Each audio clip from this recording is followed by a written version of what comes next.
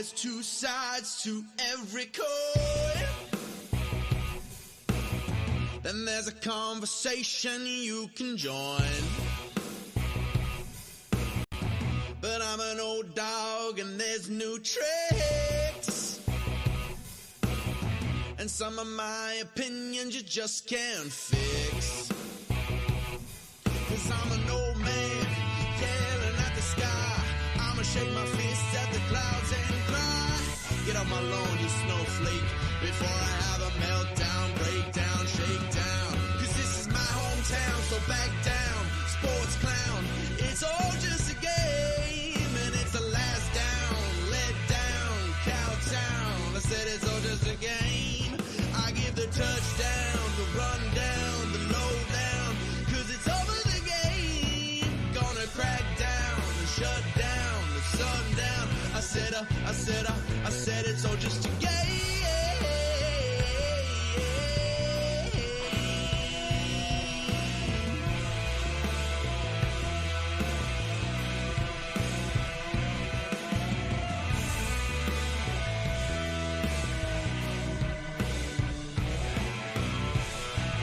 Hi, kids. Welcome back to another week. Welcome back into the Oodle Noodle studio.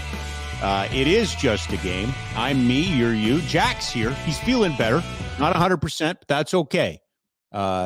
He comes in anyway. Like, that's what we expect. We're just a bunch of fourth-line pluggers around here. If we take a night off, they'll replace us. So we're back here.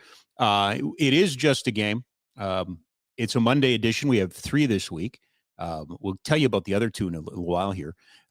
Should let you know that we are broadcasting live from Treaty 7 territory, of course, and we are an inclusive pride tape, everybody. Make sure you get your pride tape. We are an inclusive program. We are an ally for all, and that's what we are going to do. Exciting week, I suppose, for some. Heritage Classic coming up in Eminen. Do I need to explain that joke? Probably do. It used to drive me nuts that, and it was a source of, the Battle of Alberta. But up in Edmonton, they used to refer to Calgary as Calgary or Calgary, not Calgary. And here in Edmonton, or here in Calgary, as a result, we had certain broadcasters that always referred to it as Eminem, not putting the T in there. Anywho, Heritage Classic this Sunday. If you're wondering, +3, -7, the forecast right now. Partly cloudy skies on Sunday. That can change. I know some people who are excited about today's weather. That's Ski Cellar Snowboard. Absolutely they are. Because and I know the snow's coming. That means the skiing's coming. That means the snowboard's coming. So we'll get to that in a little while. The local hockey heroes. The local hockey heroes. Where should we weigh in on this? By the way, Ryan Pike, managing editor of Flames Nation, will join us back in rotation. We lost him for a bit there because of a long weekend, and some genius decided that, we should get Ryan into Monday meetings every second week. So we lost him. We only get him every other week now, but we're excited to have him. The Flames come home off the road. It was funny. It's the old, what would a good record be on the road? Well, 3-1-1. I think that's a great record. Well, it's kind of the mirror image of that. They come home 3-1-1, 1-3-1. A 6-2 setback at the hands of the much improved Detroit Red Wings. Let's be perfectly honest. This was a team that went into Ottawa and beat the Senators the afternoon before. So they're not the Detroit Red Wings of the last couple of years. Stevie Yzerman's team has matured. They have developed. They've got good young players. They are fast. Or if you like, they are quick. The Flames are fast, but they're not quick. They were fast last night. Interesting game from a couple standpoints. But it's always the numbers to me. Everybody comes now. It's the numbers, right? What did the eye test tell you? The eye test told you they were terrible.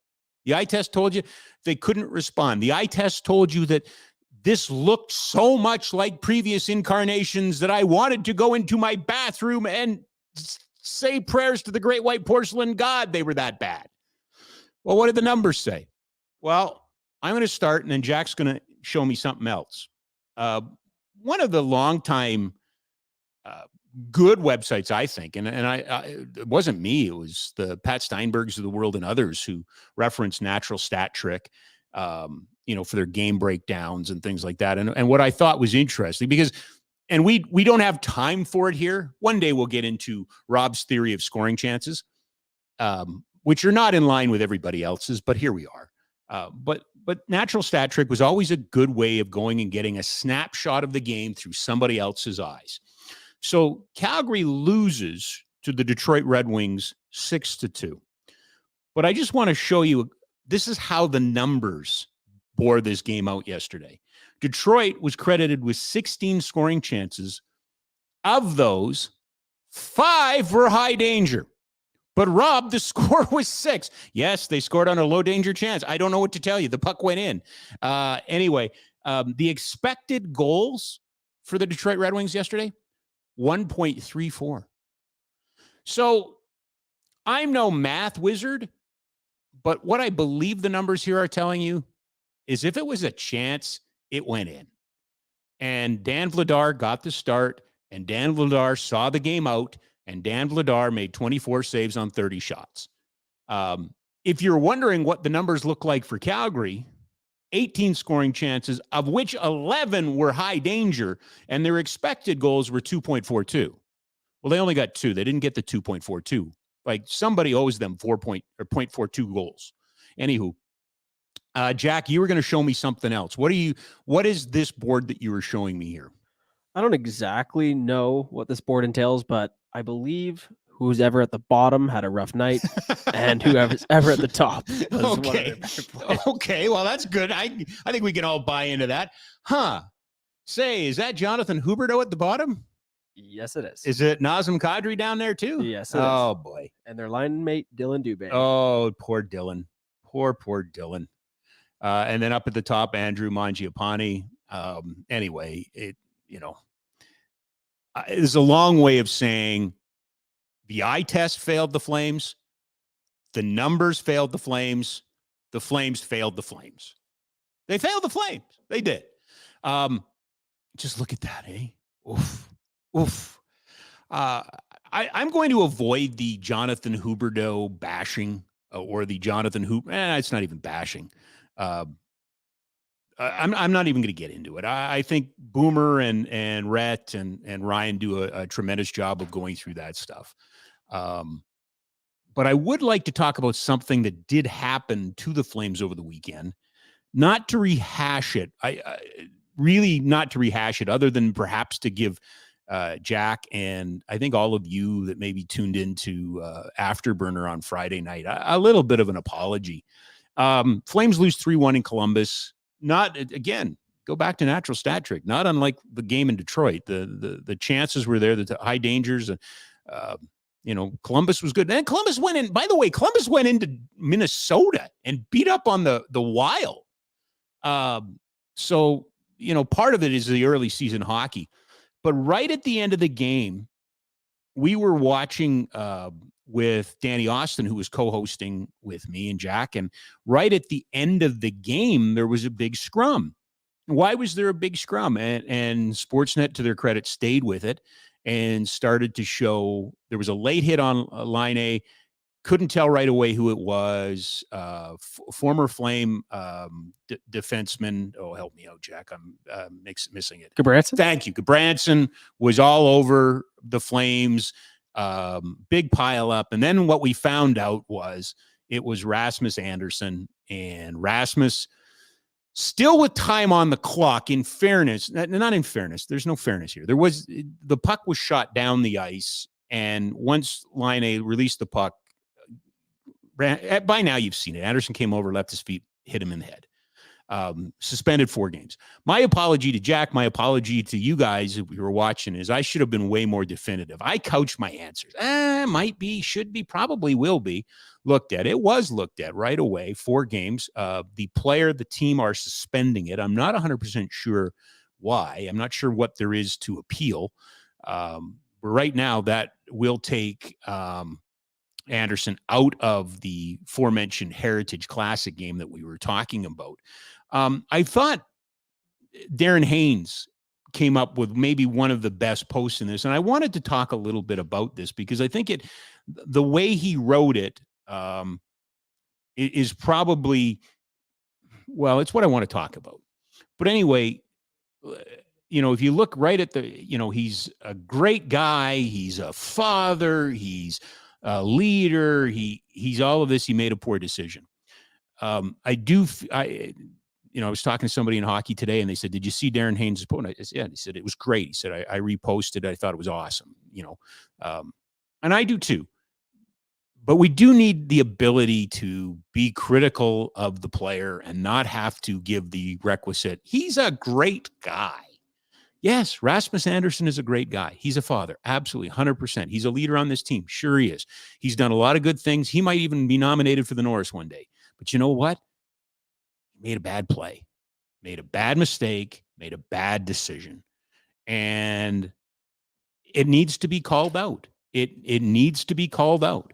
It's not a play it's not a play that is wanted in hockey anymore. It's not a play that has a place in the game anymore. Now, is Rasmus Anderson guilty of kicking a nun? Is he or pushing nuns downstairs and kicking puppies? No. Made a hockey, he's in a hockey game. He made a play. It was a wrong play.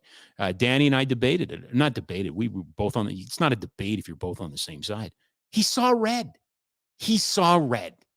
He did not make a good decision. He did not. I'm sure he regrets it. He can't say that because you're appealing something. But credit to Darren. I just wish that, we didn't have to always couch everything with, well, he's a good guy and everything. Yeah, he is. He's a great guy, and he can play for me anytime. He made a mistake. And it's one that cost his hockey club. They're not as good with him out of the lineup. They are not the same team. Their utilization isn't the same. The roles aren't the same. This team needs Rasmus Anderson in the lineup. It could have been a bunch of things. Does it show perhaps a little frustration? Yeah, maybe. I was with somebody in hockey today, and I'm going to steal their point, but I thought it was a really good point. I wonder how much this team has worried about showing the world the changes, showing the world about being positive, showing the world about, players are, having fun and they enjoy being here and they want to be in Cal. I wonder if this team has spent too much time on that and not enough time on the details.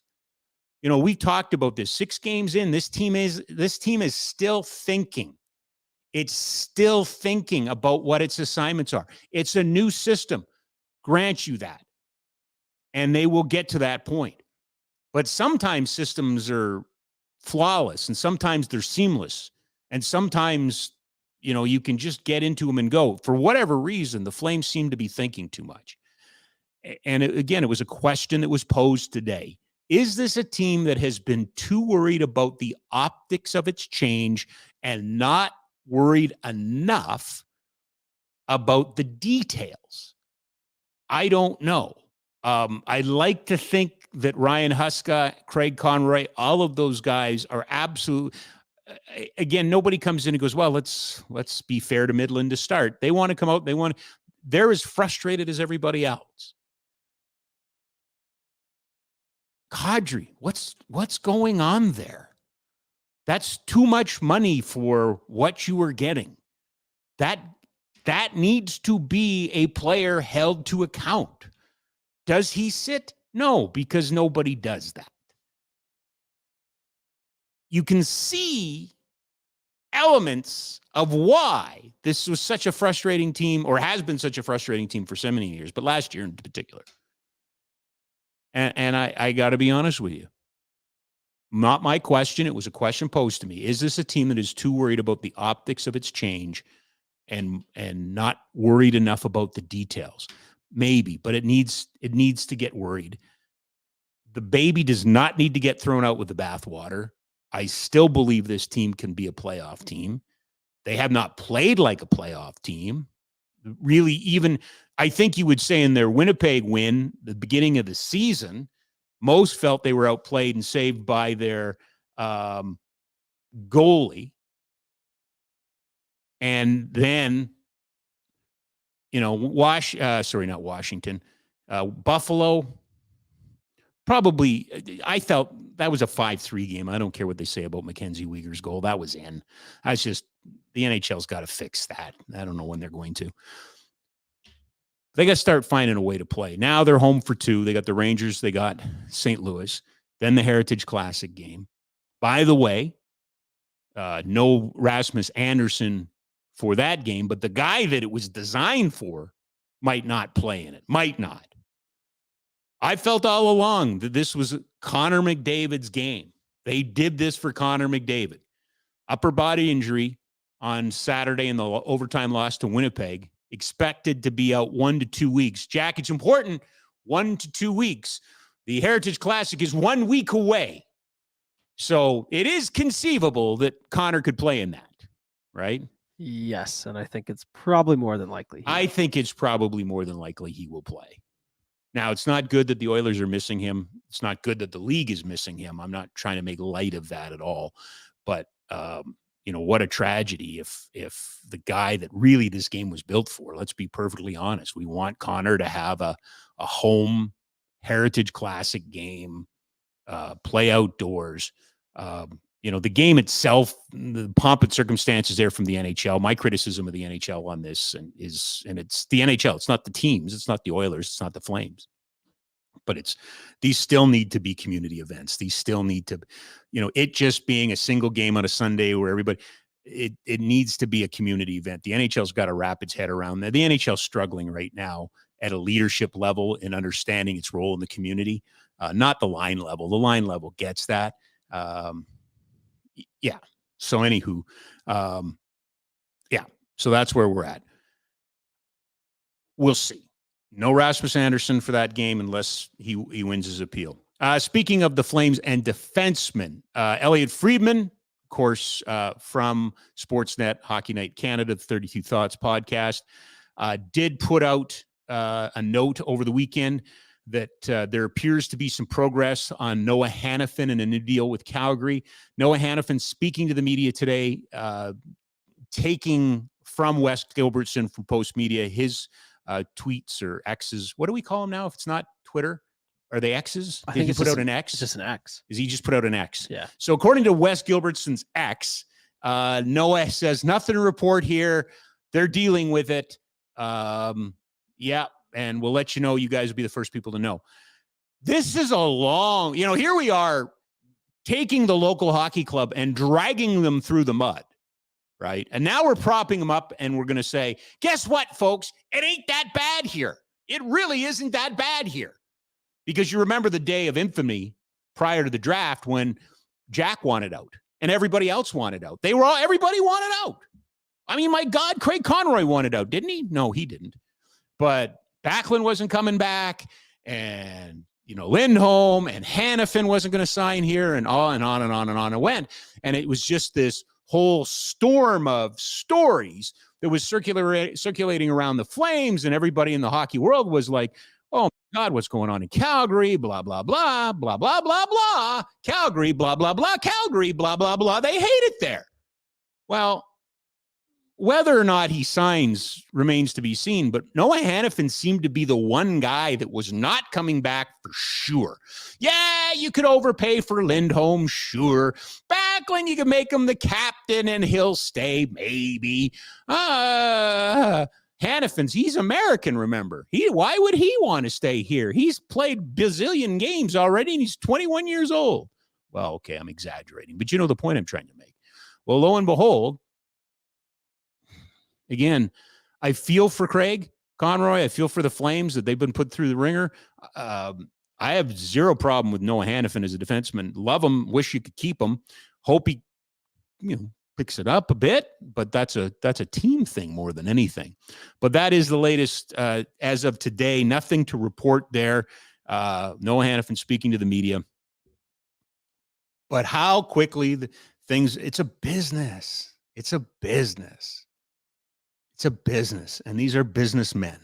You don't lock out the players for a full year, and in one case, half year, and then go, it's family. Come on, everybody, it's family. It's a business. And if there's a deal to be done here, they'll get a deal done here.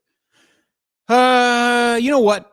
By the way, questions, comments, Jack will get to those a little later on. You can leave them there in the chat.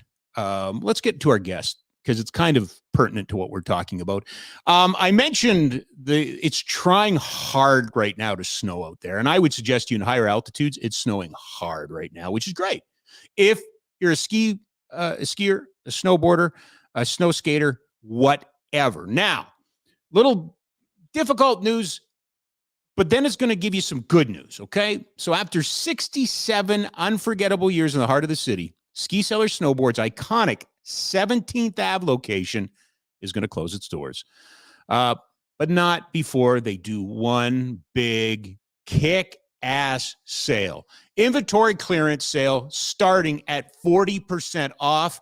Get ready for the biggest savings of the season. They offer spectacular discounts on all items store-wide. Whether you're a seasoned pro or just starting your skiing journey, this is your chance to stock up on top quality gear, clothing, and accessories at prices you're just not going to find anywhere else. It's on now. It runs till a week tomorrow, which is Halloween, by the way. And it's at all three of the Ski Cellar Snowboard locations, which includes McLeod Trail, which includes Bow Ridge Road, and it includes the soon-to-be closed 17th Avenue store. Now, rest assured, the McLeod Trail and Bowness stores will continue to provide you with the quality and service you've come to expect from Ski Cellar Snowboard. Do not miss out on this major event. Grab your gear, find the perfect winter jacket, or complete your ski ensemble at an unbeatable price. Ski Cellar Snowboard, skicellarsnowboard.com. We welcome back to the program after a little bit of we've lost him because of a long weekend and meetings and stuff. He's back. He's the managing editor of Flames Nation. He is Ryan Pike. Mr. Pike, how do we find you today? Oh, I'm indoors and warm, and at this point, that's really all you can hope for, right? That's the best possible scenario. Let's be perfectly honest. It's the best possible scenario. I won't be warm this weekend. Oh, no, but you are going to the Heritage Classic, are you not? Yeah, I'm heading up on Friday and going to soak in as much of the festivities as I can. It's going to be fun. I didn't go to Regina in 2019, and I was but a young pup on the beat in 2011, so I didn't get a chance to cover the game here. I was at that game in the stands as a paying customer of the National Hockey League, but I'm excited. It should be a lot of fun. I am too. I'm not going to it. I'll be perfectly honest with you. But I'm excited about it. I'm still a fan of the game. I'm still a fan of what it is. Just disappointed this year that it's, again, you referenced 2011. The Hitmen played the Regina Pats. There was other things. Hockey Calgary was able to run a tournament afterwards and things like that. That's the one criticism I have in all of this, and it's not leveled at the Oilers. It's not leveled at the Flames. It's not leveled at the staff of the NHL. It's leveled at the leadership of the NHL. They've got to pull their head out of their collective keisters and still realize that there's, I think, a need. You want to call it selling the game. I call it promoting the game, but leading the game. And what a great opportunity it could have been in Edmonton, to have the Oilers and then have the Hitmen and the Oil Kings and the Hitmen, and then college and university games, both men and women. And, or you could bring up Bakersfield here to play the Wranglers. They could do a neutral site game or something. Yeah, I mean, it's. I'll say this on the press release. It was pointed out this is the 38th outdoor game in the NHL, and it's not even the only outdoor game taking place this season. There's a bunch of them, and so it's another game on the schedule for a lot of teams. And if you're a fan, and if you're thinking about, do I want to put down the money for this kind of thing, I can see a lot of fans based on the frequency of these types of events go, I'll catch the next one. And when you're thinking, I'll catch the next one, it makes it a little bit less of an exciting once in a lifetime or once in every few years event, and more of sort of every other game kind of thing, right? It's a reminder too, Ryan, and I'm not looking to pick a fight, but I'm certainly willing to listen to a separate opinion on this. It is a reminder too that this remains a gate-driven league, that ticketed events and fans in the building remain still an important part of this. And sometimes I think that the NHL speaks out of both sides of its mouths. When it talks about, salary cap and revenues, it's very quick to remind you that we're a gate-driven league. But they don't, to me, still don't invest in future fan development the way they should. And they just assume that every Canadian is going to be a hockey fan from here to eternity. But that's my concern in all of this is, they're going to have music and they'll have big acts and stuff like that. But it almost feels, you said 38th game? Yeah. It almost feels a little cookie cutter now, doesn't it?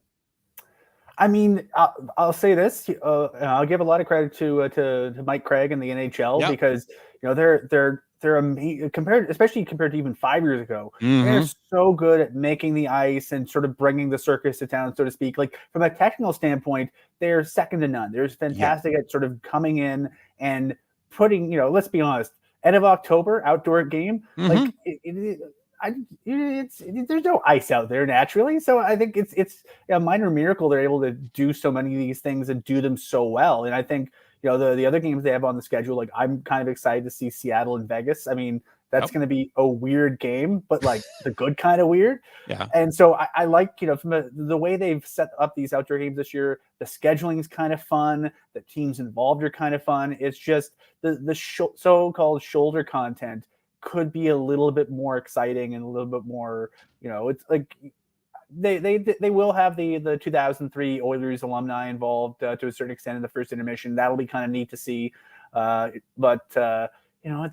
they could do a lot more to, I think, engage multiple generations of fans, because unless you're like a hardcore fan of this generation of the Edmonton Oilers, are you really as emotionally engaged with what's going on as you would be if they had, more involvement from the 80s Oilers, the 90s Oilers, the aughts Oilers? They could be doing it a bit more. Like, there's, I understand there's limitations of what they can do because of the weather, because they don't want to rip up the ice too much. Yeah, I think the only event before for when I remember from the schedule they've released, the only things that are on the ice before the game are an Oilers practice, a Flames practice, and a media skate. And all due respect to my colleagues, I don't think we're going to rip up the ice as much as the juniors or the AHL guys could. So the ice will be in relatively pristine condition before the NHLers hit it.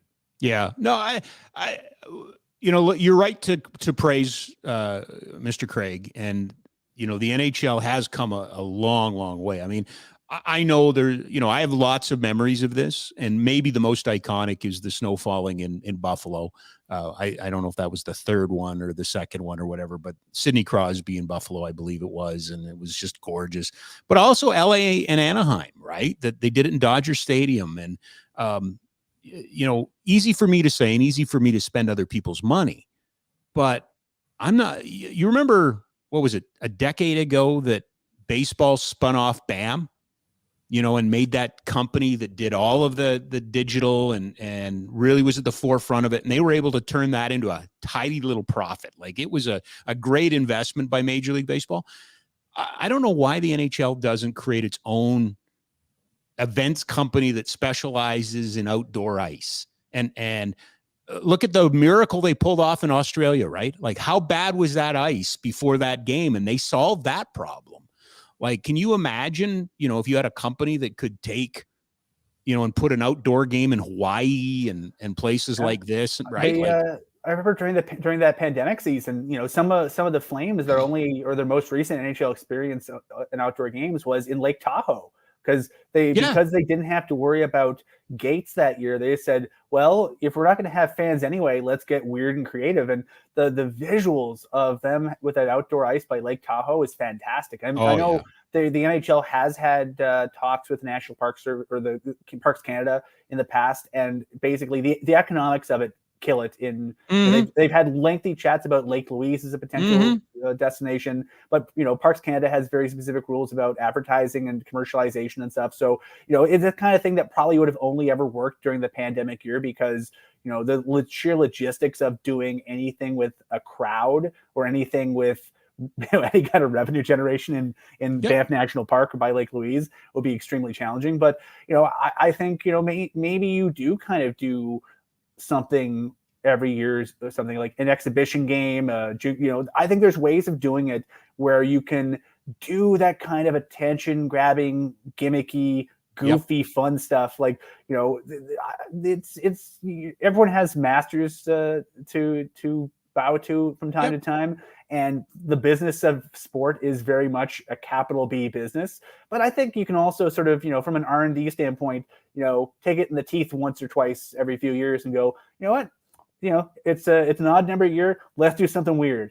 Like we'll do something in Yellowstone, do something in Banff National Park, do something on a beach in Hawaii by a volcano. Like, I think you can do all kinds of cool video gamey crazy stuff because this is it used to be the only times you could see wacky outdoor stuff is in the EA Sports video games. And now, because of how good the NHL is at outdoor ice, you can do it virtually anywhere as long as the weather is semi-cooperative. But that opens up a lot of unique possibilities if you want to get weird. But to me, and again, it comes back to then spin it off as a company, because you know what? Well, we don't want to play that many. No. Don't worry about your you play enough outdoor games. It's not about adding more to the NHL. But look at Notre Dame. Like, Notre Dame went and played football in Ireland, right? The Irish went over there. The NFL's and why couldn't you take two really good college teams and go to Belfast with an outdoor game? Why couldn't you take, two American League teams or whatever? Maybe it'd have to be the NHL for some of these places, but or whatever, and go to Wembley and things like that. On top of everything you've just talked about, Yellowstone, I thought I was the one that invented Lake Louise, but everybody's had that idea because it would be so incredible. Right. But I think as a company, like if you spun it off as a company that specialized in that and has specialized events like that and got into that whole thing of, okay, the major game is first, but then everything after it, that's when you build. And when you build more fans, guess what more fans do? They consume your product. And guess what? When more fans consume your product, more fans gamble on your product. And when more gambling happens, you can get more revenue. Oh, boy. I just laid out the map for him, Ryan. It's right there. I'll say this. I mean, so much of this we've heard from players, pretty much since when they first go to the Olympics, 98. We've basically heard from the players dating back to the 90s, weird, wacky, cool events, both international and otherwise, things that catch your eye when you're flipping on Sportsnet Central or Sports Center in the States or wherever they call it TSN show now. Like those are the kind of things where if you're not a regular NHL fan, and you're just flipping the channel, you go, holy cow, it looks cool as hell. What is that? Yeah. Those are the kind of things you want to find ways to create because, you get those occasionally with the run-of-the-mill NHL product with 82 games and 32 teams. But if you do some creative stuff, I think you could catch a lot of eyes and bring in a lot of people who didn't really know they were curious about hockey, but, can fall in love with it through a chance encounter like that. Well, and you made a really good point a couple of minutes ago about the impact of EA Sports too. That in some of these things we could have only seen them in the video game format, but use that, like run with that. That's, I can't speak enough about the NFL's Nickelodeon experiments and Disney experiments. And I know the NHL, to me, that's the difference between the NHL and the NFL. The NFL gets Toy Story and the NHL gets some Disney Channel story I've never heard of. I think they need to, like, honestly, the ESPN part of it. I mean, they need to, like, I think if I'm the NHL, I sit down with Pat McAfee like once a year and be like, Pat, what do you think of our product? And then just let him run and then just jot down 5 ideas and go, okay, let's see if we can fix 3 or 4 of these things or do 3 or 4 of these things. Because, the Big City Green thing that they did on ESPN last year, it was weird, but like, man, it was eye catching. And like, that just speaks, again, the technology has gotten to the point with player tracking that for folks who didn't see it, it wasn't carried in Canada. Basically what they did was they used the existing tracking technology they have and did a simulcast on, I believe, the Disney Channel of an ESPN broadcast in animated. It was a cartoon version of the game. And they used the animation style of the Disney Channel show, Big City Green. And it was completely different from anything they've ever done. and it did surprisingly strong numbers. And it was the feedback that the NHL got was really, really positive, because you had people watching with their kids who might not have regularly watched, because they're like, right. Dad, that show I watched is doing a weird hockey thing. Let's watch that. And you go, okay, if you're a parent, you really need your arm twisted to watch more sports. But it's an entry point that didn't exist before. And what's the next one of those? Like that's the thing that's curious to me, because I think going after traditional sports fans, they know where traditional sports fans are. You go to ESPN, TSN, Sports Center, Sportsnet, whatever. You go where sports fans are, and you will always find sports fans. Yep. They know where we are, but it's the casual fan, the semi-fan, the non-fan. If you could go and just show them something neat and bring them into the fold a couple times a year, that's really all you need to do to keep the sport going. I have nothing to add other than we're now living in an era where that also applies north of the border. When I started in this business, it was always about more eyes south of the border, and that still needs to happen.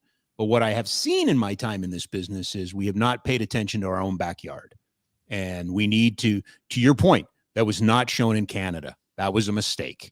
That should have been shown in Canada, because there are families and kids that would have seen that and exposed them to the product for the first time, and it's necessary.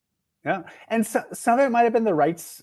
Oh yeah, absolutely. But like, correct me if I'm wrong. Like ESPN and Disney Channel are both under the Disney umbrella. In Canada, I forget how the rights are. I think TSN is still partially owned by ESPN. Yes, but it's like a half seas thing. It's like the Canadian rights to a lot of these weird things is an amorphous blob of weirdness. Right. But someone should have been like, that's weird. We have an opening in our schedule. Throw it on one of the Sportsnet channels. Throw it on TSN 9 or something. Well, for the betterment of the country, they work together on some consortium Olympics. So there are proven ways of getting around these things if we really want to, right? And again, I'm fully on board with what you're saying. I'm just a little concerned that we don't sometimes take care of our own backyard enough. And the Heritage Classic to me is an example of that. Like next week should have been all about hockey in Edmonton and playing on the big ice and going to the home of the Elks and all of that sort of thing. And unfortunately it's not. And I wish that was more of a priority. Where do you want to start? Since last we spoke, yes, so much stuff going on with this hockey club, and I know. Since last we spoke, 6 games in, 2-3-1. It's scary how much it seems like before or in the past or whatever. I guess let's start there. Your thoughts on the first 2 weeks of the season? Well, I'll say this: they're learning. I'm willing to give them the benefit of the doubt to a certain extent, because they're a group of guys that are learning to a certain extent a new style of play. I mean, it's not wholly dissimilar from how Daryl Sutter had them playing. Fast puck possession based team. The defensive side of the game is nowhere near where it needs to be. Much like under Daryl Sutter, their turnovers are a big issue in all 3 zones. I believe Ryan Huska, after the Sunday game, mentioned turnovers at either blue line is a big issue. Mm-hmm. And they're a team where they got 3-4 good centers. They can win faceoffs consistently. They win more often than they don't, and they start shifts with the puck. And then from there, their puck management just isn't up to snuff. I mean, you can say what you want about the team's star power and their elite level offensive abilities. I think there's a healthy debate to be had about the amount of offensive firepower they do have. But the guys they do have just aren't really performing to the extent that we have seen them perform. And if you look at the Detroit game, the 2 goals they scored were Yegor Sharangovich just rifling one that it looked like it fluttered off a defender's stick on the way in. But walking in, throwing it on net in the last minute of the period, and one where it was who else but Michael Backlund's line just doing plumber work, cycling the puck, winning battles, and then just winning those puck battles in like the 3 or 4 feet beside the blue paint, and lo and behold, they score off it. But they didn't really have the puck in the Detroit zone often enough or long enough to really have too many of those things happen. And as a result, I mean, give Detroit credit. I mean, it was a 6-2 game. It could have been far more than that. They were having all kinds of time in the Flames zone. The Flames, their penalty kill was good.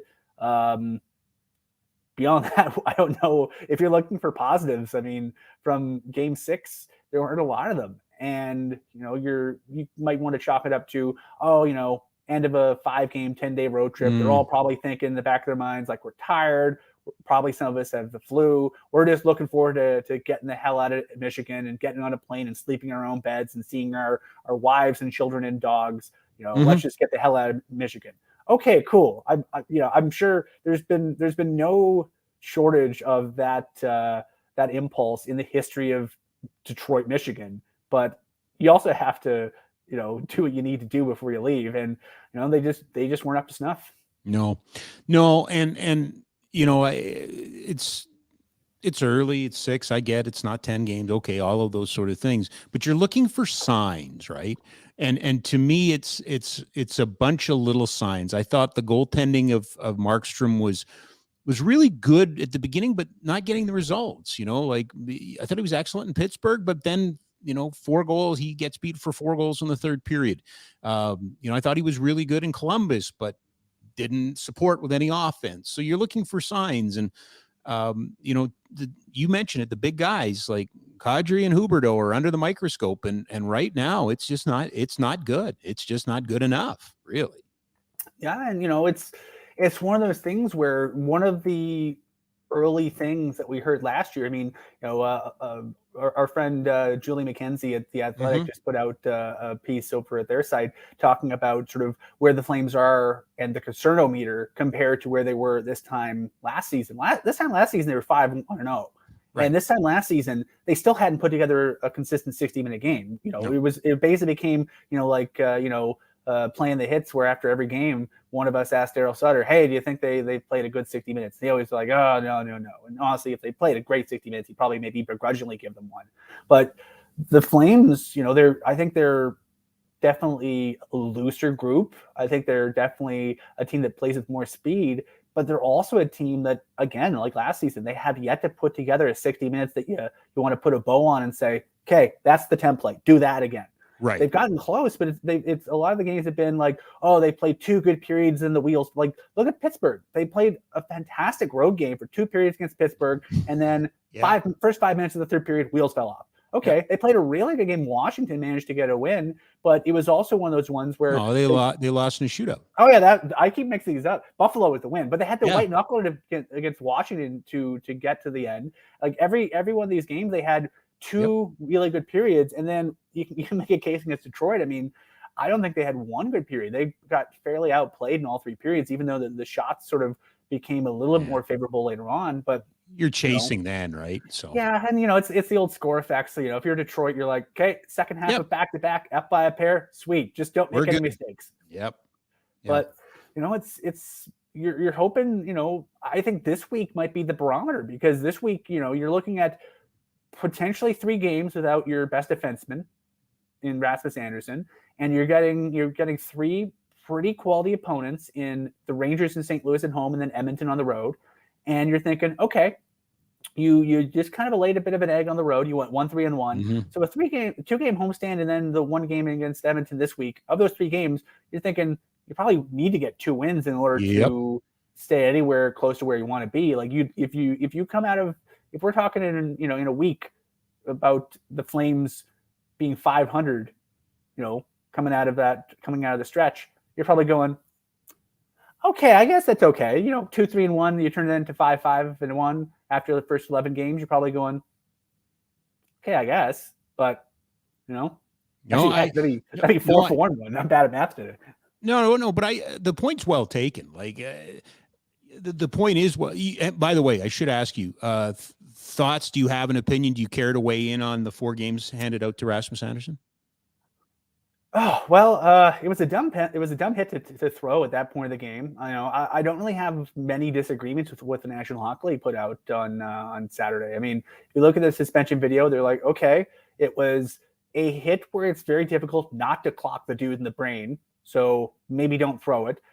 It's the last 4 seconds of a game you're definitely losing at that point, so maybe don't throw it. It's the type of game, a couple of thing where if you throw that kind of hit halfway through the game and get thrown out, your team at least is punished by not having you for half a game. but you do it at the very end of the game. The game misconduct is basically a meaningless penalty. Yep. So, if you look at some of the recent ones that were given out, Jamie Alexiak got 3 games last year for a similar hit, although he threw it halfway through the game, so his team was without him for half a game. Nicholas Aube-Kubel did a similar one last season, beginning of the second period. So he got 3 games, and his team didn't have him for two periods of a fourth game. So, if you're looking at the math from the NHL's perspective, it's a 3-game suspension, and then you tack on a fourth game because he got thrown out so late in that game that the game misconduct's meaningless. There's no punishment in game, so you tack on a fourth. So we'll see if it holds up. But I at most I can see the NHL maybe clawing back that fourth game, maybe. But I don't know. Like at that point, you kind of want to set the precedent of if you're doing stupid things at the very end of a game, maybe you should get the extra game tacked on just as a bit of extra punishment. Yeah. Speaking of defensemen, the flip side to that, and you were online when I was kind of talking a little bit about this. Elliot Friedman reporting over the weekend that there's been some progress between the Flames and Hanifin. I know he spoke today and said nothing to report yet. They are talking. I didn't see the video. Was he winking when he said nothing to report? I don't know. To me, the story here is all of this wasted angst. And I mean, I guess for guys like us, it created content in the middle of summer, but how much of all of that crap that came down in kind of a tsunami actually ever came to life? Nobody wants to play in Calgary except for the 20 to 40 players under contract with Calgary. Other than that, no one would ever want to come here, visit here, play here. And Americans don't want to stay except for the general manager. Yeah, right. Upstate New York's own. And, exactly. They have also this. I mean, I think. I don't want to speak for anyone else. I'll speak for folks I've talked to. A lot of people were burnt out on Daryl, both inside and outside the organization. A lot of people burnt out by Daryl. Bless his heart, Daryl Sutter, in some facets of his life, is a very good human being. He's I can't say enough about how well his family treats, his kids. He's there's many things in his life he's good at. Yep. And, in 10 years ago, he was a fantastic NHL coach. And he's, you can't argue with his resume. He's, I'd be shocked if he's not in the Hall of Fame one day based on his resume alone. Mm-hmm. But he's also the kind of guy that, he's dating back to when he was here the first time, my way or the highway. Yep. And it worked until it doesn't. And with the way that the game is changing and with the way, I'll put out an example. Daryl Sutter, I've written a fair amount about this stuff. People can read about in March, but Daryl Sutter burnt through so much draft capital when he was GM in the early 2000s. Oh, yeah, yes. Because of trying to recreate the magic of 2004. Yep. And the game completely changed after the lockdown. We the tagline was the new NHL, but you could not play the 2004 style. No, you couldn't. 2006 or 2010 or 2012, but you kept trying to do it because maybe you can. He became like a mad scientist trying to recreate it in the lab. He just couldn't do it. But you can understand why he wanted to do it. And I don't think you could talk him out of doing it because he was so close. It was in his grasp. And I think that's kind of what he was looking at last season, where, the magic of 21-22, everything he tried worked. Everybody had great years. Everybody, they had, the Daryl barking in their ear about this, that, the other thing, but it worked. Every button he pressed worked. And so after you've won the Jack Adams and you're bringing back basically the same group with a few key guys swapped out, well, maybe you can do it again. And so I completely understand the idea of it worked in LA for a long time. It worked in Calgary for a long time, worked in Chicago, worked in San Jose, worked everywhere he went. Yep. Why not now? Why not here? And it just, things changed. It just didn't work for him. Yep. And so I think a lot of folks were sort of just thinking to themselves, okay, as much as Ryan Huska can say in press conferences, or John Bean, or Dom Maloney, or Craig Connor, I can say, boys, it'll be different next year. Just you wait and see. I get the idea of needing to wait and see. And so I think it says a lot that Michael Backlund gets off a plane from Sweden, hangs around the team for a couple of days, kind of likes the vibe, talks to the Flames and said, hey, let's do something. Because he came in and I imagine him and his wife probably had conversations before they even flew over here. Sure they did. But I imagine any doubts he had about re-upping probably evaporated once he got in and you know, saw that, you know, that the atmosphere is different. And so if you're Noah Hannafin, you're thinking, man, do I want to have another year like last year? Well, maybe it will be different this year. And then you come in and it feels different and the energy is different. The guy who's in charge of the blue lines, the new head coach, and he'll be the head coach for at least a few years. Yeah, okay.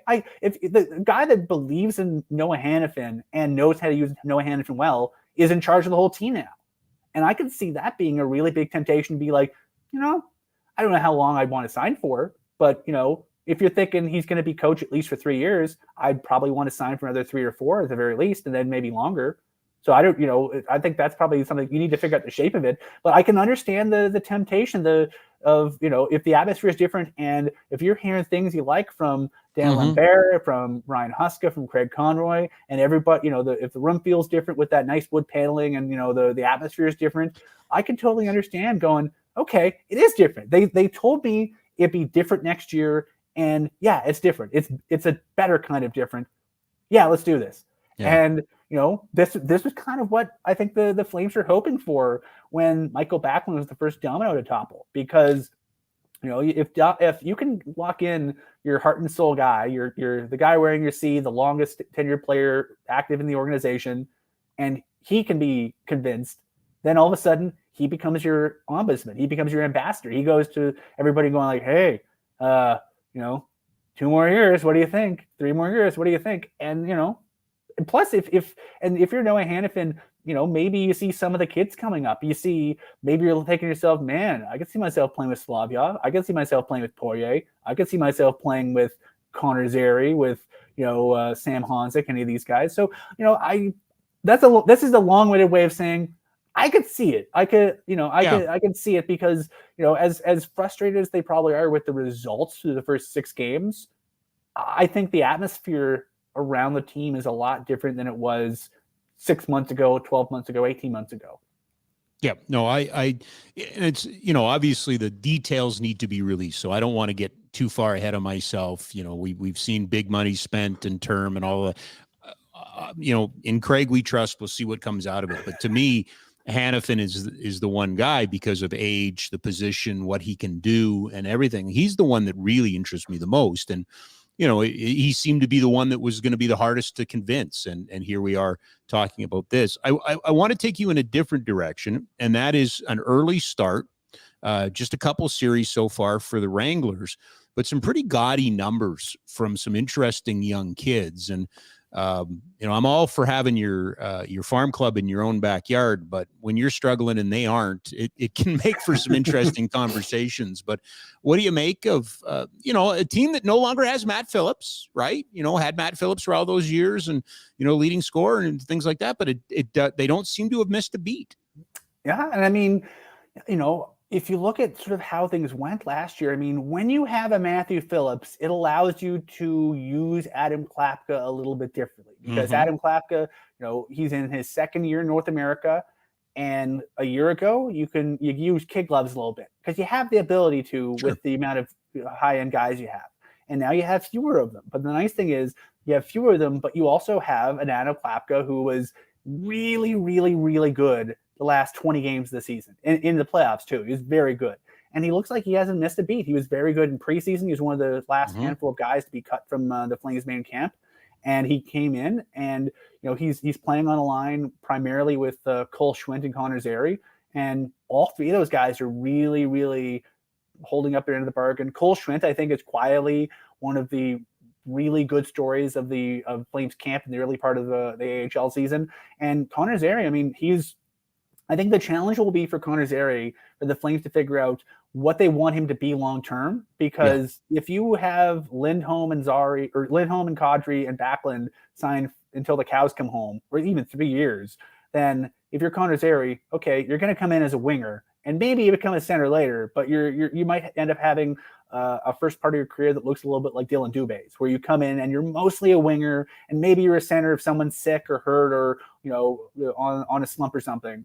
But he's been playing. He got moved to the wing last year, midway through the season, to sort of get a bit more time up in the rotation, and it worked pretty well. And you know, so far, I mean, 8 assists in 4 games is nothing to sneeze at. He had 4 assists in a single game. Every time they basically needed a goal to be set up, Connor Zary was the guy with the puck at the end of his stick. And, for a guy that's, I think the challenge for Connor Zary is there's no holes in his game, but I don't know if we've quite figured out what he's going to hang his hat on in terms of his overall play, because he's kind of Paul Byron-y in that center. He can play wing. He can play up the rotation. He can play down the rotation. He can play penalty kill, power play. He can basically do whatever, but there's no one thing you could say that's his thing. And, I think that's going to be the big challenge for him over the course of this season, to basically try to grab hold of something. But so far, the argument seems to be made, hey, look at me. I'm just really good at getting assists. He leads the American Hockey League in assists.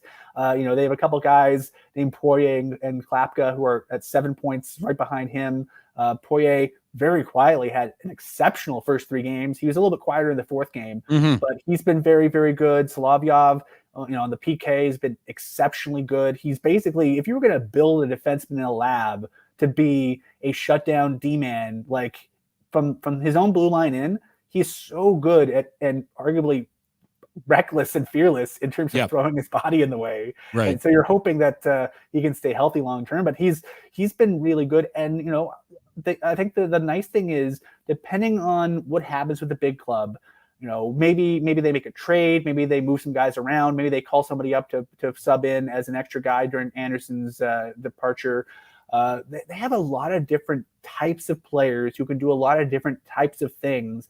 And you don't really need to force a square peg in a round hole, because they have a bunch of pegs of different shapes that can slot in wherever you need them to. And, I think now it's just a case, much like with Zary, of guys figuring out, how to refine what they're doing so that when the Flames come a-calling, they have a guy that can come up and potentially not come out.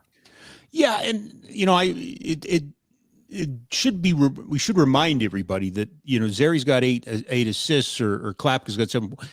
If they get recalled, they may not be in that role that they're being asked to by Trent Cull right now and with the Wranglers, but they're doing it. Like what he's asking, they're doing. It's Poirier that is the most intriguing to me, because you're down a defenseman right now. And this is where I have to really count on you, Ryan, because I should pay more attention to this. And I don't. I mean, is this a situation which they could recall him and slide him into a game against St. Louis or something like that? Osterley, Gilbert don't have what he has. And maybe nobody on this team does, right? I would argue. I think that the big challenge with Poirier is, I'd say Poirier and Solovyov are sort of polar opposites of each other. Right. Like a yin and yang, if you will, because Poirier is so freaking good offensively. Like in terms of the neutral zone and offensive zone, so smart, so good. He can see the ice and use his teammates so well. And, occasionally tries to do too much on his own, but he's really, really good. You can sort of see what he's trying to do. Right. And defensively, nothing to write home about. Not bad, just nothing to write home about. Yeah. And Solovyov is like such a good shutdown guy. And offensively, nothing to write home about. He's not bad. He had, a couple points over the weekend. Nothing bad about his offensive game. It's just not what he hangs his hat on. Right. And I think it depends what you kind of defenseman you want to have in, because granted, it was, I don't want to cast aspersions on Gilbert and Osterley as a pairing quite yet, because they played one game together and it was a game where the team just did not have it going on at all. Sure. But they struggled at times, as did a lot of guys wearing red C's in their jersey. Yeah. And so I kind of want to see them in more of a controlled setting. Like let's see how they do against the Rangers on Tuesday, because if you have another day that you're going, ooh, it's a long night for that pairing, maybe you do kind of, look at, putting another body on LTIR to open up some cap space and bring up a Poirier or a Solovyov or someone. Even just bring them up to practice for a couple of days. Maybe that's a bonus for them, because you've already got the guys, you're going to have some guys out long-term as is. So you might as well, if you have the flexibility to bring a guy in for a little bit, give them some NHL money and some NHL reps, even just in practice, I think there's a benefit. Especially the AHL is such a weekend heavy schedule that if you bring up one of these guys for 2 or 3 days, even if they don't play, even if there's a 7th defender, they're getting NHL money and NHL practice reps, and they get to soak in a little bit. So then next time it happens, maybe you need to throw them in short notice. It's a little bit less of a culture shock for them. Well, the only thing maybe I'm just old, but with Poirier, as long as they're not talking about, well, maybe he should be tried as a forward, or we really should bring back the Rover, then I'm led to believe he's capable defensively. It's those really good offensive players that cannot play in their own zone that they think, well, maybe we should convert him, or maybe we should bring back the Rover. He's not quite Paul Reinhardt. Okay, perfect. That's all I want to know. A couple more before I let you go. And basically off the ice questions. One, any building update, dates, times? What do we need to know? What's going on with the building? We should be getting contracts literally any day now. Okay. They'll magically appear on the city's website with a little rhyme, reason, or predestination. So, gotcha. Yeah, my current betting. My current bet is that they appear magically on Friday afternoon when everybody's up in Edmonton. That's my guess. That's my official guess, and I put it out there. That's definitely what's going to happen. Okay. But yeah, we're waiting for the pour over those, and it sounds like depending on anyone who's been around Stampede Park the last little while, they're in the middle of doing a crap ton of utility work for the Green Line, and I think the idea is after they finish the Green Line stuff, they're gonna shift some bodies over to do their 5th Street is about to become 5A Street. And so they have to move some things around and move some things over. So they basically have to move the utilities out from under 5th Street to underneath where 5A Street is going to be. So they're going to need to bring some, basically the crews that are doing the existing LRT utility work will probably be moved over to there. Okay. I've been told, quote, could happen as early as November. And I think that depends on, how cold it is, how quickly the work that's being done right now gets done. But it's going to be, that's the next thing that happens, because they basically, before you do any of the prep work in that lot, you need to build a continuous lot. And the current lot is, the original lot is 7.2 acres. The new one is 10. And so to add the 2.8 acres, they have to basically just move the road over a bit. And so that's where the utility work comes in. And once that happens, that's going to be, the first big sign that this thing is for reals. And then they're going to start a whole bunch of prep and stuff. It still sounds like we're not going to hear much in the way of dev work or anything like that until probably sometime early in the new year. Okay. But, I'll say this, I say this and I'll always say this, there's a small army of people at the city of Calgary who are doing a lot of these things right now. They threw a bunch of bodies at contracts, because there's even more contracts for this thing than there were for the previous incarnation. I think the last one, I believe, is 16 or 17 contracts. There's, I think, a few more than that this time. Okay. And then, you have a whole bunch of development staff, a whole bunch of people working on planning and utilities and dev, there's no shortage of people working on this. And, if there's delays, it's not going to be because of lack of trying. It's just going to be because of weird stuff happening in the world, much like last time. But I think we've hopefully met our quota for weird delays on this type of project for all of our lifetimes. I've been doing this for 30 plus years. This is the first time that anybody's ever come on and enthusiastically talked about the utilization of city staff. Again, it's been power plays and utilization of players, sure, but not city staff. I tip my hat to you, sir. Your ability to understand and scout the fact that they're going to move staff from one utility to another is second to none, sir. Second to none. This is why Elliot Friedman says every time it comes to the building, you listen to Ryan Pike, because he knows the staff schedule. And let's for fans, we're going to flag something early. The city's put this out. So how they've been doing the Victoria Park train station redevelopment basically for at least a year. Yeah, it's almost done. So they're going to have at the end of November into early December, they're going to have about 8 or 10 day window where basically there's no train line in that area. There'll be shuttle buses. So I believe it's the last week of November. And you said 3 games, right? When you tweeted NHL games and the teddy bear toss will be impacted. Oh, and teddy bear too. Okay, so 4 significant events then. Yeah. So if you're coming down and you're planning on using transit, give yourself extra time at the end of November. Right now you can't really walk through that area because it's just a zoo. They basically, if you're trying to enter Stampede Park to the north side of the casino, you have to walk all the way down to Stampede Trail and come in to the north. That'll be opened up eventually, but it's just the Vic Park train area. That big project is going to be finally basically finished but they have to move the train line, like the physical tracks. There is that point to it. They have to move the tracks. Who else brings you this other than this man, right? So, I'm surprised you don't have graphics made on this, but you will. Don't worry, I'm not putting pressure. Oh, we're gonna have to. We'll talk to Jack. We'll get graphics made for the next couple of weeks. Yeah, absolutely. So now I lied. Now I have two more questions for you because one came out of this. Last week I showed a graphic of the LA Clippers new building, and they're going to have power at every seats, and they're going to have one whole section that's 70 rows, no suites. It's a big wall of fans and things like that. And I kind of went off, and I'm concerned that this building, concern might be the wrong word.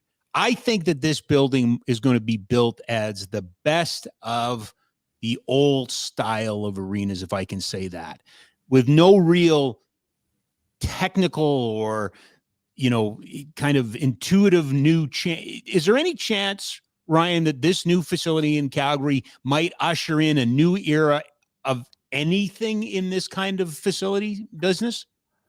I think it's too early to tell, but they're definitely not going to half-ass it. I mean, the nice thing is, like, they have, I think the nice thing is, because it's Dialogue and HOK being involved like last time, and because CAA Icon, who have done a ton of these before, are all involved, I think they're all going to have a really good handle on what else is out there and what's going on. And, it's much like, bless his heart, Brian Burke always refers to the Saddledome as state of the art from 1983, because in 1983, that's, the Saddledome was basically it was. Sure was.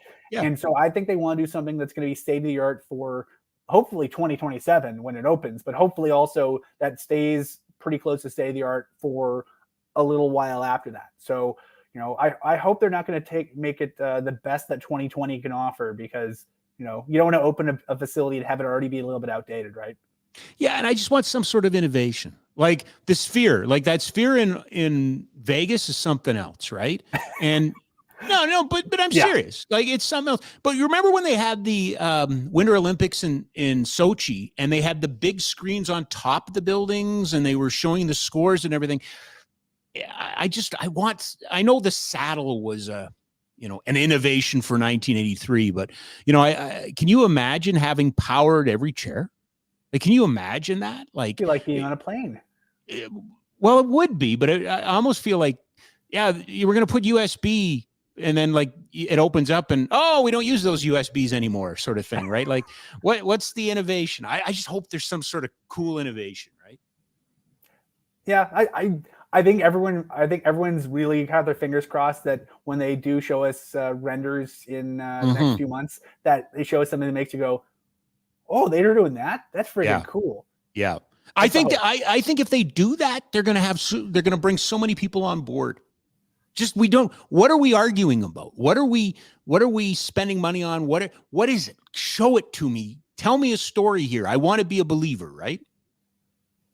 Yeah. Fingers crossed. Okay. My last one for you, and I thought of this when it came, and again, quoting Mr. Friedman, but all the insiders have been on it. Just your thoughts on a decentralized draft. Don't like it. Do not like it. Okay. For those of you who haven't been to the draft, it's basically, it's basically everyone who covers hockey in the league all in one spot. You get to see people you haven't seen since they came through Calgary that one time 7 months earlier.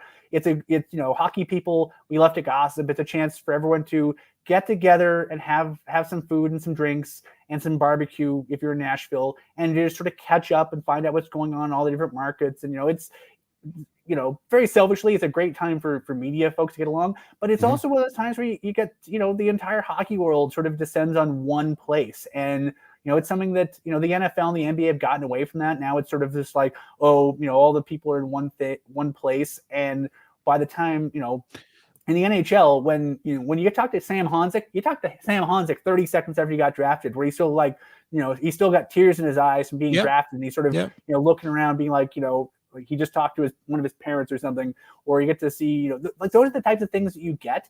And you don't get them as much in the NBA or the NFL draft because of the way they're manufactured. And, I've never covered the NFL or the NBA, so I don't want to necessarily say that one is quote unquote better than the other one. the one I'm used to, the NHL. And I think we're spoiled because I think it's, in my opinion, it's such a cool way of doing it and sort of telling the stories and getting everybody in one spot. And, like we wouldn't have the cool stories that everybody tells about, Dustin Wolf sitting in Vancouver for 7 rounds. And, as all the other tables are packing up, you're the little woo from one of Dustin's relatives when he got drafted. Those are the kind of stories that, if you're not in the building, you don't really get those stories. And, having everybody under one roof is, I think, the most efficient way of bringing those stories together. I'm not sure where because me, I went to a bunch of them, and there's nothing you said there that I don't agree with. But I also understand that it's not for us, right? It's not for us. It's for a television audience, or it's for this, it's for that. Not to correct you, but the one thing that I was told was the NBA is, yes, they've gone away to the decentralized draft, but they have created an event around Summer League, I believe, which has become a big NBA event, and everybody kind of like winter meetings in baseball sort of thing, right? So I do think it behooves the NHL, if you're going to do this, find something else that you can bring everybody to, and because there is value in it. I think there's absolutely. If you're going to take with one hand, you have to give with the other hand, right? I think so. I really do, Ryan. I really do. I think, again, the NHL's had a couple of missteps here this fall, and I think this is another one if they don't have an answer to it, because you're kind of giving the old Heisman to the people that care about the league and cover the league and tell the stories of the league, and you need your stories told. You need your stories told, right? Yeah, couldn't agree with you more. Okay. Thank you, sir. We will catch up in a couple of weeks. Who knows? By then, this might be the best team in the NHL. We just don't know. We just don't know. That's why they play the games, right? That's why they play the games. Thanks, Ryan. And of course, continuing coverage on Flames Nation. We've got all kinds of stories, game recaps, game previews, mailbag, everything. So one-stop shop, right? No shortage of things to write about in this market. Okay. Thanks, Ryan. Take care. Ryan Pike, everybody, the managing editor of Flames Nation, joins us every second Monday, and we catch up on the local hockey heroes. And, of course, brought to you by Ski Cellar Snowboard, skicellarsnowboard.com. Inventory clearance sale starting at 40% off. But, Rob, why? Why, Rob? Why? Well, unfortunately, after 67 incredible years, the 17th Avenue location of Ski Cellar Snowboard is closing its doors. Not because they want to. It's not their decision, but they're going to. And that means one more big blowout sale. Get the biggest savings of the season and spectacular discounts on all items store-wide. Now, don't worry, because the McLeod store isn't going anywhere. McLeod Trail store. I shouldn't say the McLeod store. The McLeod Trail store by Chinook Center.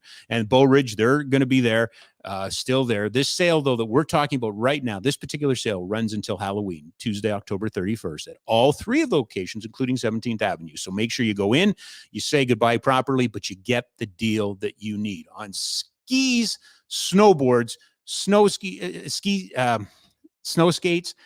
Anyway, that you got to check out. But Ski Cellar, skicellarsnowboard.com. We got some work to do here before we call it a show. Lots of work, actually. And Jack's going to take some questions and comments from the tech. Jack, I was watching it. The amount has jumped. Yes. Is it one individual angry again? No, there's a couple people that are angry. Oh, good. More people. Not just one angry person. We've got a bunch of angry people. Yes, we do. Okay, well, we'll get to some angry people here in a while because, of course, we love to serve. Couple things before we get to Jack's question and we call it a show. Congratulations to Tommy Wheeldon Jr. and our pal Marco Carducci. The Cavs prevail at home at Atco Field on Saturday, 2-1 over Pacific. They now travel to Hamilton to play the Forge. What a rivalry this is. And remember, Cavs are trying to become the first team in CPL history to ever win the regular season title and the playoff title. That's never happened. So that is coming up. We've got game 6s in MLB, Arizona and Philadelphia, Texas and Houston tonight. So lots going on there. And I believe it is the Monday nighter involves the Vikings and I should have wrote it down. San Francisco? San Francisco, Thank you. Okay. There's no chance that Kirk Cousins wins that game, right? I don't know. Uh-oh. Niners have some injuries. I Do they? believe McCaffrey is going to play, though. Okay. Another weird day in the NFL yesterday. Yes. Say what you will about the NFL. Say what you will about the big giant machine and all of that stuff. Nobody gives you week in, week out something different. Like, honest to God, one week it's blowouts, the next week it's close games. And then, like, even last night, I thoroughly enjoyed that Miami-Philadelphia game. I thought it was a great game. But I think Miami's been exposed. I don't think Miami is who we thought they were. Like that, Philadelphia looked really good. So one of these teams lost to the Jets, by the way. I just want to throw that in there too, right? There is that. And one hockey thing. Thanks to Travis Dermott of the Arizona Coyotes, became the first NHL player to use pride tape in a game. Your play, NHL. What you going to do now? What you going to do? Had it on a stick on the weekend. What you going to do? Ordered a case of it. Got it in there. What you going to do? You going to suspend them? You going to fine them? What are you going to do? There you go. Congratulations. Okay, I cannot put this off any longer. I need to get to the questions, the comments, and the angry people because I just watched it blow up, and so clearly we hit some sort of nerve. Go ahead, Jack. What do you got for us? Start with this. Yeah, Rob. When am I going to see Dustin Wolf? I've seen Dan Vladar twice now, and I have seen enough. When is Wolf going to get done? Made up your mind. When is he going to be? Well, you're going to see him this year. The general manager said that. The problem with, and I don't know the gentleman's name, but the problem is, sir, you have the same issue right now that potential suitors have. They've also seen Dan Vladar. So who's taking him, right? You're going to see Dustin Wolf at some point. I do caution everybody, when Dustin Wolf comes, he's not going to be a savior. He is not going to lift this team and carry him on his back. I say that, and of course, that's exactly what he'll do, just like Mike Vernon did in 1986. So I guess I should be cautious. Vladar needs to get some starts. He needs to get some wins, and then you need to find a need so you can move him, and then Dustin Wolf comes in. Obviously, injury plays a role in that. If one of the two gets injured, he comes up. But I take Craig Conroy at face value. He said we are going to see him this year at some point. He will get him into games. But last night wasn't good. Played against Buffalo. I didn't think he was bad in the second and third against Buffalo. I thought he was struggled in the first. We gave up 2 goals in the first, did he not? Yeah. Yeah. But he hasn't set the world on fire. I'm not trying to defend him either. He's. Yeah. So what's his value at this point? Like, would he clear waivers? Would he clear waivers? Yeah. Whew. That's a great question, Jack. Darren Drager was on the Barn Burner guys, and he was making a case about Martin Jones and how shocked he was. And Jones was below $1 million, was he not? Yep. So Vladar's at 2. So either his play is prohibitive of him being claimed, or his paycheck is prohibitive of him being claimed. So yes, I think he would clear waivers. But I don't think we're at that. I don't think we're close to that. No, I don't think so either. Next question here. Yeah. Should the Flames sit Huberdeau and Kadri or send them down to the Wranglers? Should they send them? Well, okay. Yes.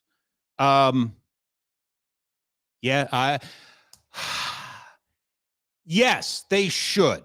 Yes, they should sit one of them, send a message. Will they? No, they won't. Should they? Yes. Easy for me to say. I'm still undefeated as a coach, general manager in the National Hockey League, having never done it. I said it at the beginning of the program, did I not? Like, I'm looking at Kadri going, he's a classic example of a guy that gets sat. But it's not that league anymore. I mean, we just spent time with Ryan Pike, and you and I were talking about it earlier. Remember, none of these guys were signing. Now they're signing and things like that. This team has spent a lot of capital on trying to show a united front, trying to show a happy front, trying to show. But at some point, the guys that are making the money here have got, like, I said, I think I said last week, I don't know what I say anymore, but at some point I said to somebody that they spent all that time on Huberdeau trying to rehab his image, sent the video crew out to Quebec and had him front and center saying all the right things. And he did. Like, my God, it was a great offseason from a PR standpoint, but it has not been, he's not that guy. Sidney Crosby came out single-handedly, willed his team back into a game. I have not seen anybody on this team single-handedly will anything. And this is perverse and probably the wrong thing to say, but freaking Anderson probably in his head thought he was doing something to help, right? It was wrong. It was misguided. He shouldn't have done it. But, Kadri, yeah, he got into a fight. You and I were talking about this in the Columbus game. Yeah, he got into a fight, I guess, right? So would I? Yes, the irrational, emotional Rob would absolutely sit both of their asses down for a game. But in this National Hockey League, that's not what happens. It's just not. Do you think Huberdeau is almost trying to do too much and trying to prove people wrong? It's just all in his head at this point, or do you actually think he's just not an elite NHL player?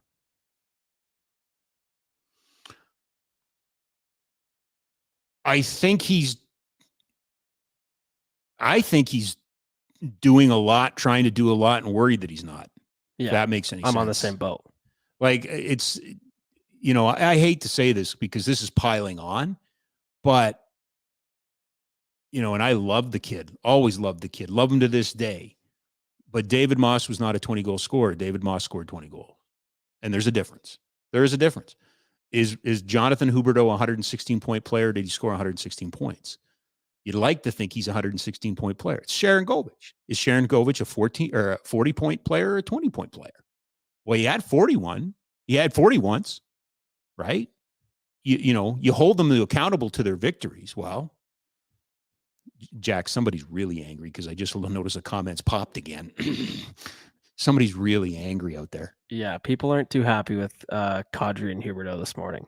Same thing, right? It's the same. So what's the feel? Is it they're angry, they want them benched, they're angry, they want action, or they're just angry and they're mad at them? Probably a bit of all three. Okay. I think people are just fed up. They want to see more. These guys are getting paid, and it's just not. There's no defense for it. I can't. What am I going to do? Sit here and go, oh, guys, slow down. Wait a minute. It'll be okay. Trust me. This will work out. Kadri was this team's all-star last year. Now, that might be more of an indictment of where this team was and the fact that the NHL demands that you have a player at the all-star game. Sure. But he was their all-star. Huberdeau did have 116 points in this league. So to sit here and go, all right, it's okay, guys. You tried real hard. It's not that. It's not that. Again, we pointed out that Darren Haynes tweet yesterday because it's perfect. Yes, good human being, great father, good in the community, all of those sort of things. We're not talking about that. We're talking about this being a results-oriented business. And again, both players, the team worked hard with both players, not to rehab their image, but to give them a fresh second start, if that makes any sense. And right now, where's the give a crap meter? Where's the, and I'm not excusing it, but Anderson did something because he thought he had to or wanted to. He wanted to impact the game. It wasn't the right thing. In fairness, Huberdeau got a 10-minute misconduct in that whole thing too, but I think that was hanging on more than anything. All right. Sorry, I detracted there. That's all right. One more on the Kadri Huberdeau thing. Okay. Is there any chance the Flames would ever explore buying them out, kind of like what the Wild did with, was it Parise and Suter? Oh, yes, but it's way too soon. Yeah. It's way too soon. We're not there yet. Now, more money coming into the cap will help.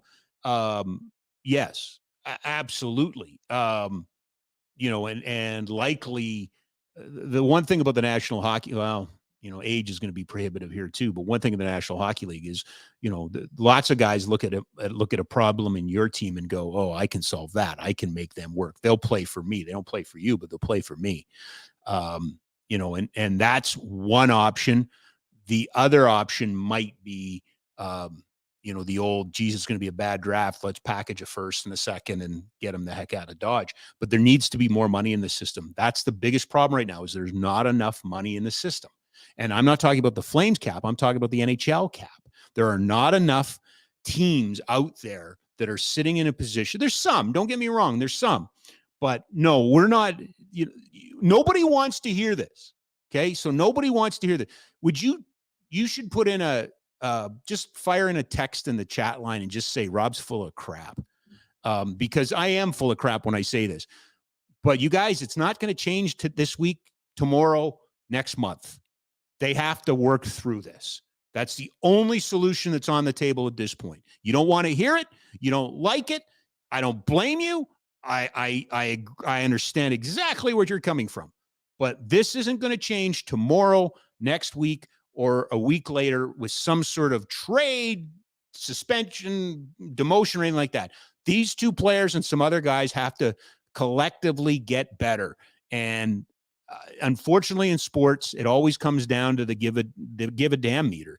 And I just don't know if the give a damn meter is where it needs to be right now. I also think this is really going to depend on how, good these young players turn out to be. Like, I look at a team like Dallas where they had Ben and Sagan and they were getting older. They weren't looking so good, but then they got Robinson and Hintz come in and they kind of turned it around. I think the same could be for the Flames here in a couple of years. Could be. I think Matt Coronado's got to be part of that. I think, you need a Pelche or a Zeri to hit too. Yeah. The Flames, they had that for not a brief period. They had it for 6 or 7 years. Like Monahan, when he was healthy and in his prime, Tkachuk and Gaudreau in their prime, they had it. Couldn't keep it together. They had it, and now they need to find it again. And your Dallas example is a really good one because Dallas, they're a yo-yo. Like, it's not that long ago they were terrible, and now, could be the rep out of the West for all we know. But you're right. You're right. What do you guys think of Uyghur's play so far this season? Man. Yeah. I don't think he's completely picked up from where he left off last year. Had an excellent world championships and things like that, but he's far from their issue. I still think they're, and I would defer. I'm sure there's smarter people listening to this or watching this right now that have more experience in this. I'm not as down on the blue line with Anderson in as everybody thinks. I think it's a systems issue, and I'm not 100% sure that it's not the forwards that aren't causing the problems. If you listen to Huska, where's the issue? Number one issue with this team: turn over the blue lines, turn over the blue lines, turn over the blue lines. That's a transition, and a little bit of that, is on defense, but a lot of that is on the forwards. I'm okay with, again, no problem with Uyghur, no problem with the extension, but there's nobody. How about I try it this way? There's nobody on this roster that I go, well, they're wasting that. They're wasting that. Maybe Dubé, but then you showed that graphic today, and everyone was like, maybe I shouldn't say that. But no, there's nobody in here that I'm saying maybe that, right? Are you on board with the Flames signing Hanifin here, giving him extension? Yep. I mean, sorry, there's my mouth getting me into trouble. Assuming it's not ridiculous dollars and ridiculous term, but yeah, I love the age. I love the kid. I love the, he's not the same guy, but it reminds me of Jay Bouwmeester.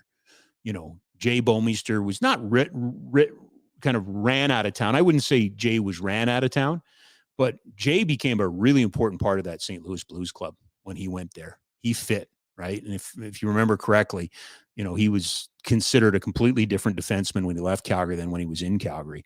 And I think Noah Hanifin, man, that kid has got miles on him and games played on him on a young chassis. And he's not a number one. He's a really good number two. But I think Rasmus Andersson can be the number one. You got Uyghur. They're not Dahlin and Owen Power, but if he's in at a good number and a reasonable number for a fair amount of term, I'm happy with it. Aren't you? I mean, am I wrong about this? Yeah, I'm happy with it too. I just look at all those guys. That was the 7 guys, right? Yeah. And Toffoli, Backlund, Lindholm, and everything like that. Hanifin, Hanifin always seemed like it was his birth certificate that was the issue, not the dollars and not the play and not the age. It's just an American. He won't stay here. So the fact that they're talking and this team needs to be able to, Craig Conroy sat right there. Did he not, Jack? And did I not ask him about the playing in Calgary? Yes. And he gave us an impassioned defense about playing in Calgary. But, is this sense that, Americans don't want to be here. I'm an American, right? Like that's what Conroy said. I'm an American. I love it here. So for me, I take them. I take him again with the assumption that this isn't some, he doesn't become the first $13 million defenseman in the National Hockey League or something like that, right? Yeah. See, and that's the thing for me. Like, what has changed over the summer and to now? Like, are the Flames giving him a lot more money than anyone else will, and that's why he's maybe re-signing? Like, what has changed? I think Ryan said it. I think they come back. You got that bad taste in your mouth.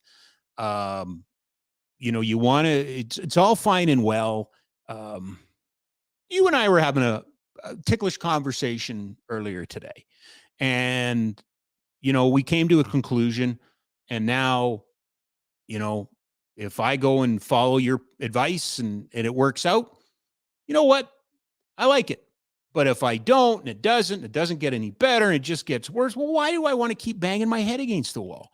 So I think there's elements of, at the time, I mean, when that broke down, that was before the draft, right? That was Frank. I'm not blaming Frank, but Frank had that big dump of news, right?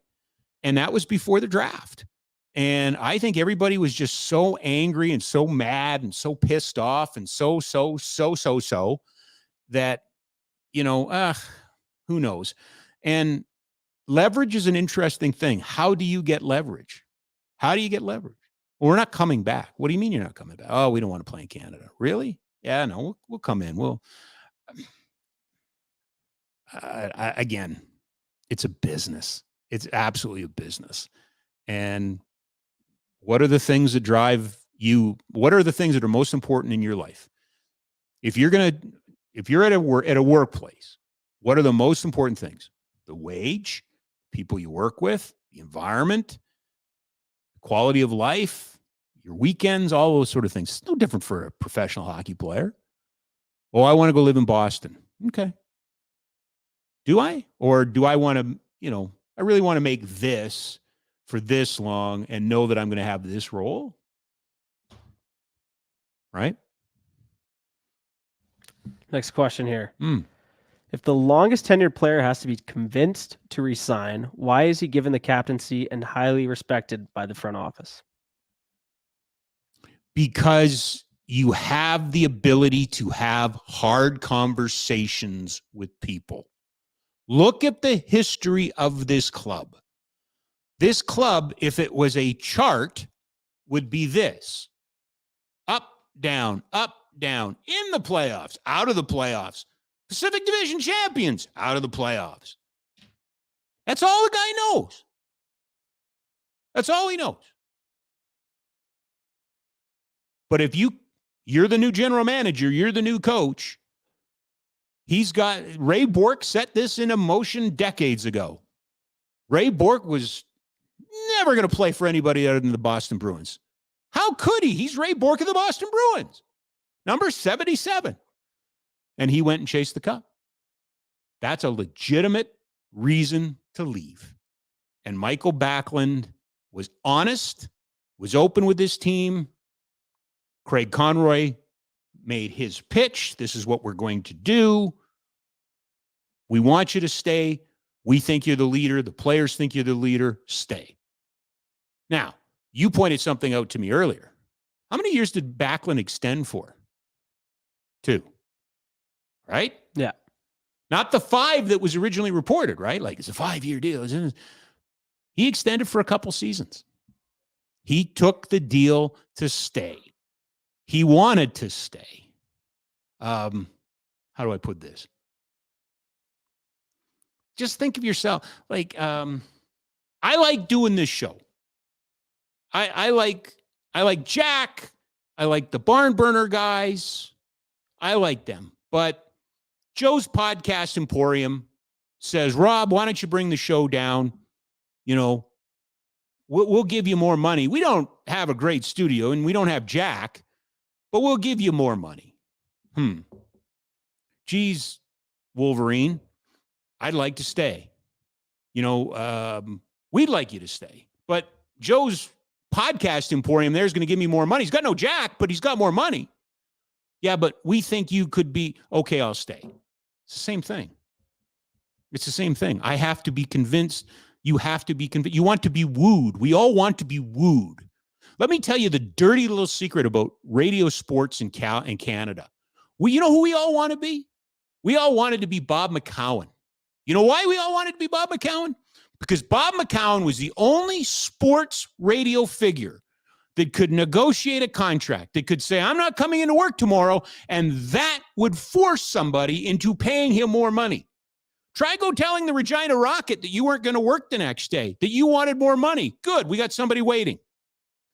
That's the dirty little secret here.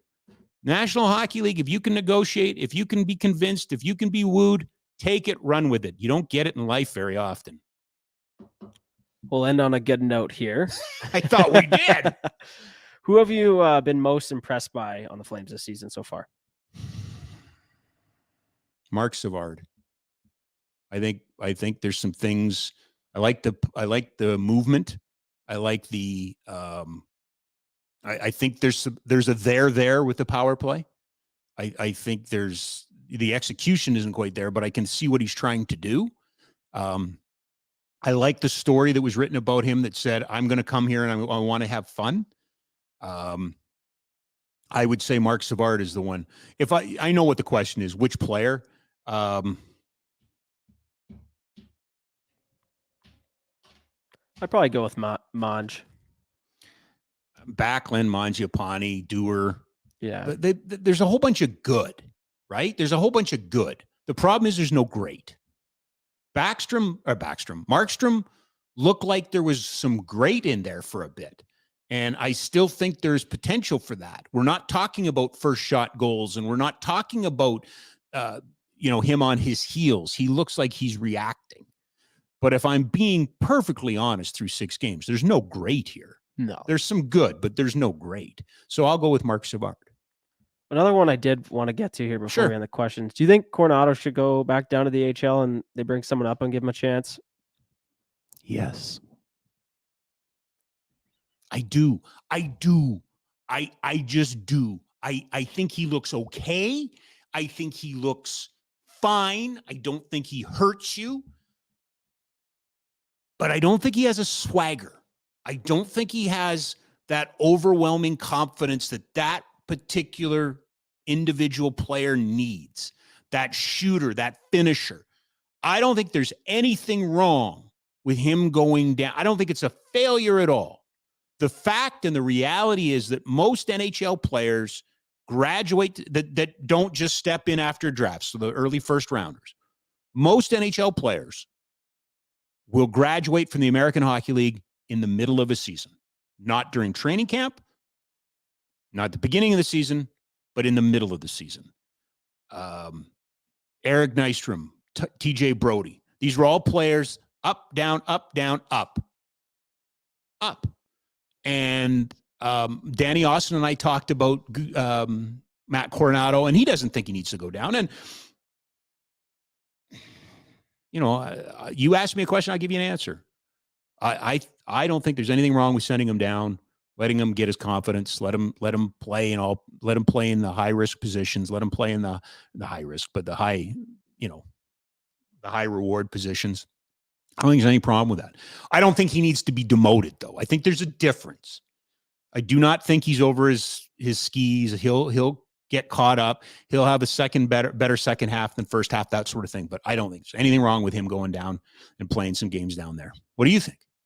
I think the same as well. Like, I don't think it would hurt for him to go down. I don't think he's doing anything wrong in particular. Like, I don't think he deserves to sit up in the rafters for a couple nights, but I'm the same. And I do. I mean, that's what I would do. In fairness, Jack, that's what I would do first. Yeah. I would sit him and watch a game from upstairs once, put him back in and see if that gives him a little juice. Yeah. But yeah, it can't be considered a failure if you're, that again, that goes back to last year. It's kind of the flip side of last year. The flip side of last year is these kids were coming up and sitting.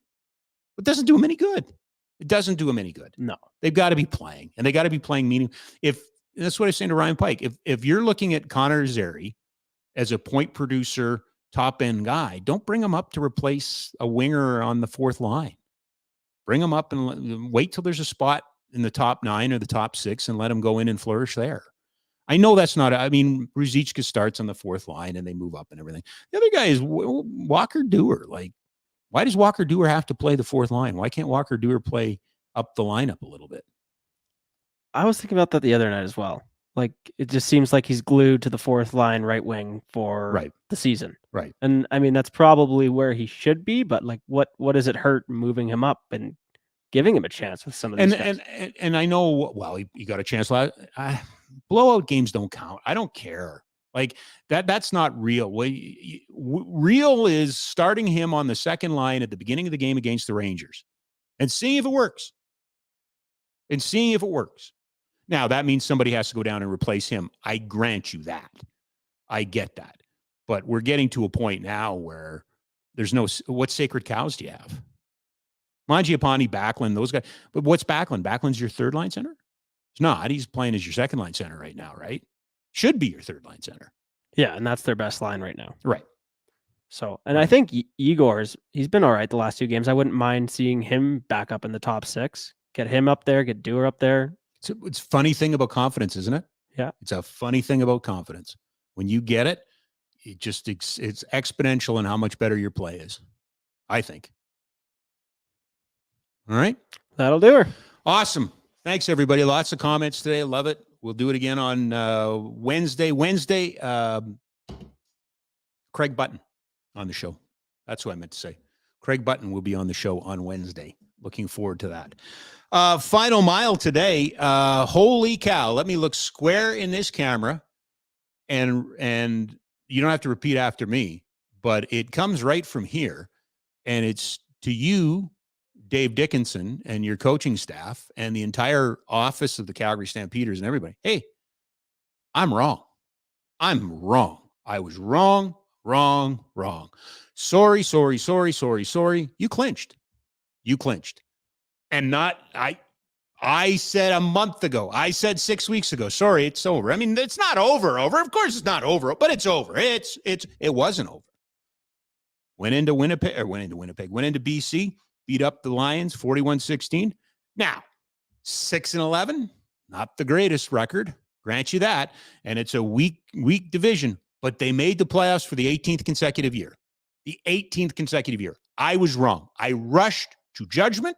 I suggested that they wouldn't make the playoffs.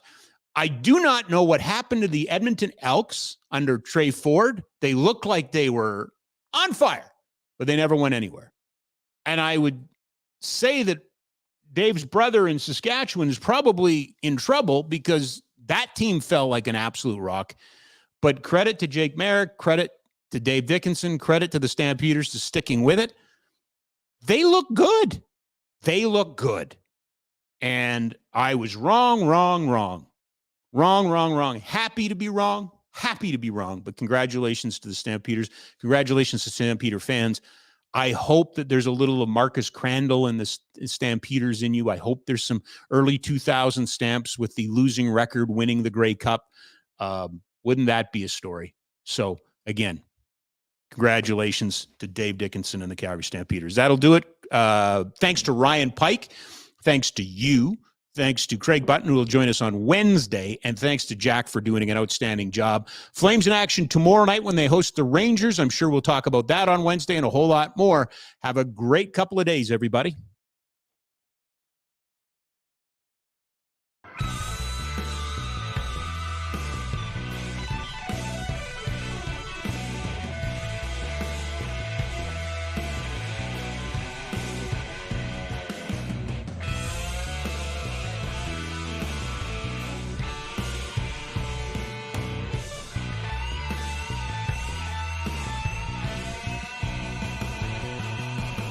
When there's 2 sides to every coin,